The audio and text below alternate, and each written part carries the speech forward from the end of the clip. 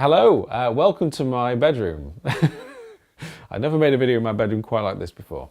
I'm Phil, I'm part of the team at RSS, and we get quite a lot of people asking us when it comes down to voice tracking how they can set up their own mixers to make this happen. Now, obviously it isn't a software thing, that, because it's down to your physical hardware. It's down to, in my case, the beautiful XB10 from Allen and Heath. More other desks are available. This is about 500 quid's worth and allows you to do lots of crazy things when it comes to voice tracking. But I've got it here anyway, and I thought I'd quickly just kind of show you how you set this up from nothing, but also then what we need to do to make sure that your voice and the music that you're hearing as a cue, as regards PlayoutONE's voice tracking, isn't going back into itself again, because that's what you don't want, because you get this like kind of slap back noise. We get lots of tickets in on our Help Scout system saying, why can I hear this? Why can I hear that? This is the reason why. So make yourself a brew. No, don't. We haven't got time. We've got to crack on. Okay, so the most important thing is the power cable. I'm sorry if you know what a power cable is and you think, what's he telling me about this for? This is a standard IEC power cable, which for this desk needs to be shoved in the back. The second hurdle, by the way, has got a power button on it. So we're going to turn that on. Lovely. Okie dokie. First thing I always do with the desk, give it some power. Okay, the second thing we need to do is, well, I've got a microphone here. This is what is it? An Audio-Technica 2035. It's a condenser microphone. And for those people who don't know what a condenser microphone is, it needs power to work. The power comes from the desk, actually. It needs some voltage. If you've got a dynamic microphone, which is kind of a standard one that you'd use on a stage or whatnot, you don't need to give that power. Okay, but with condensers you do. Condensers sound a bit more crisp and cleaner. They pick up more noise, but they are very nice. So we're going to use this. There's the other end of it.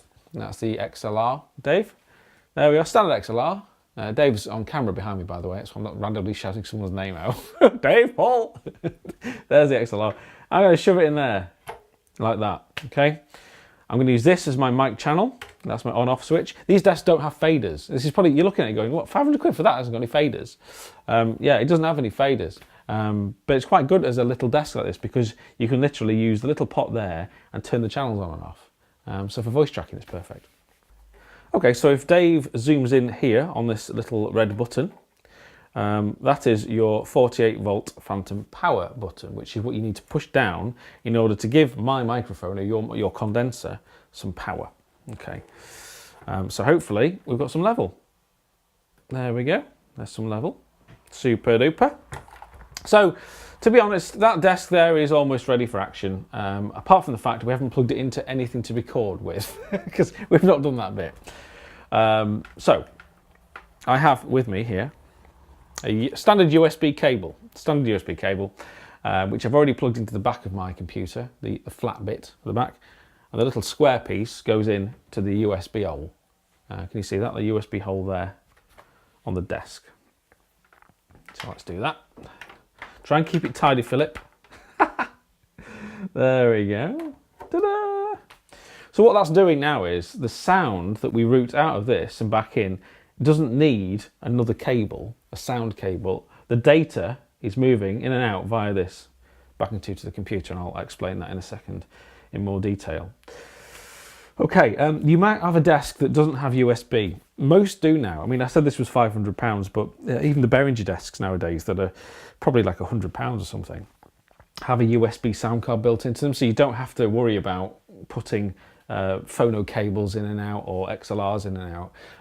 The main benefit of this is you don't get noise on any of your inputs, whereas if you've got a dodgy phono cable and you try and plug it into a computer, a lot of computers have very, very noisy sound cards. So when you're recording your voice, you can hear all this weird stuff in the background, like it's like electronic interference or something. You think, what's that noise? It's coming from your cabling and also the sound card on the computer. So that gets rid of it. If you've got if you've not yet bought a mixer, by the way, go and get one with a USB on it, because it just keeps everything beautifully clean.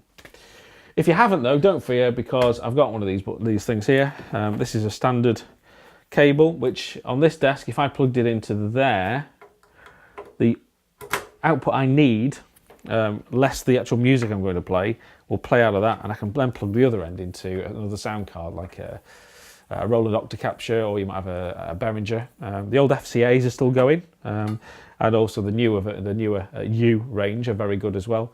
And that's where my physical audio will come out of that desk. My microphone audio will come out there, and I can plug it into something else. Okay.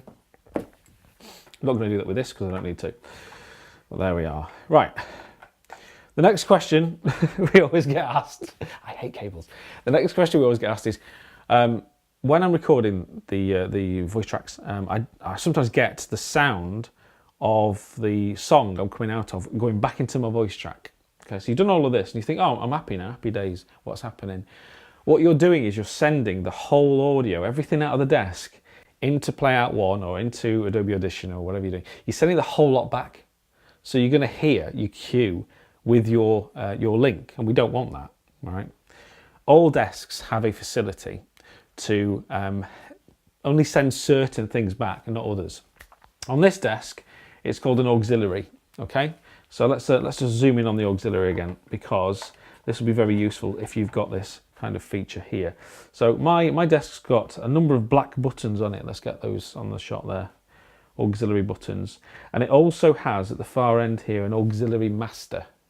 And this is really important as well, because if you've not got this up, nothing happens on any of these, because the actual output down this channel won't go anywhere. Right, okay.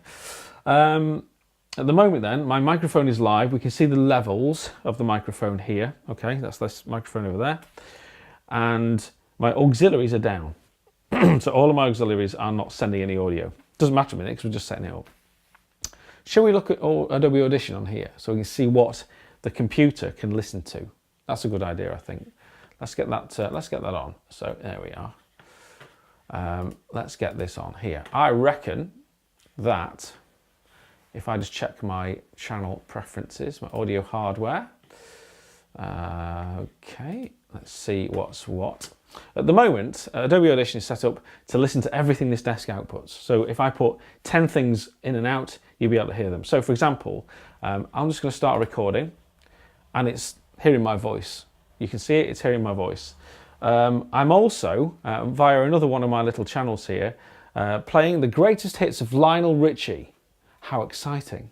Lionel is here, and he's coming into my desk on that channel there. So if I turn his channel on, alongside my voice, you should hear, well, you will see, you can't hear for copyright reasons, there's Lionel. So if I turn my microphone off, that's just Lionel. If I turn both channels off, it's nothing. Put my mic back on again, it's me. Put Lionel on, he's with me in the mix there. Okay, so that's the first thing. What I want to do, if I was to think about Lionel as my cue when it comes to voice tracking, I don't want Lionel on my voice track because he's already in my system. I don't want him and me chatting, okay? So what I would do, I'd keep Lionel where he was, all right? But I only want to record my microphone. And what I'm going to do is, I'm going to turn up my auxiliary on my microphone. So you see that black pot there? I'm going to turn that up. Let's go for halfway, just over halfway. And my auxiliary master, which is usually further down on the right hand side of a desk, up as well. So at the minute, if we go back to the screen, we're currently recording a bit of Lionel and a bit of me. Okay, I want Lionel to carry on playing, but I want me to be the person to be recorded. On my desk, I can basically tell the output, so this is the USB, to only send out me.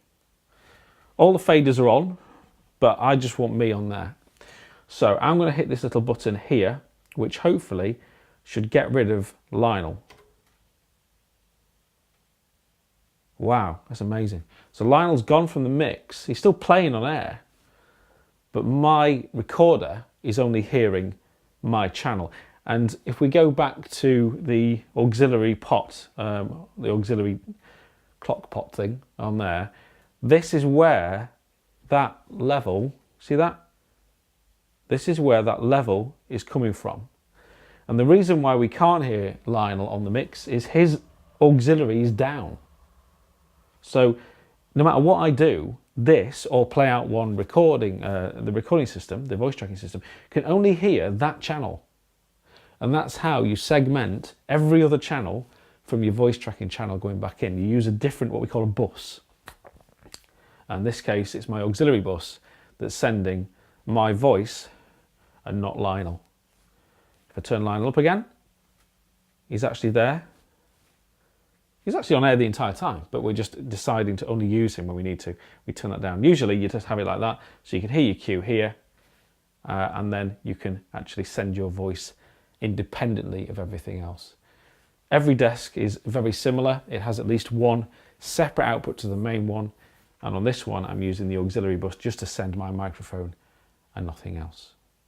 Obviously you might have some questions. You can do that by just getting onto our help support system. support@playoutone.com is an email address that you can use as well for any further thoughts you've got, and I or Dave or Chris will be happy to answer those. But have fun, that's what it's all about, isn't it? Have fun.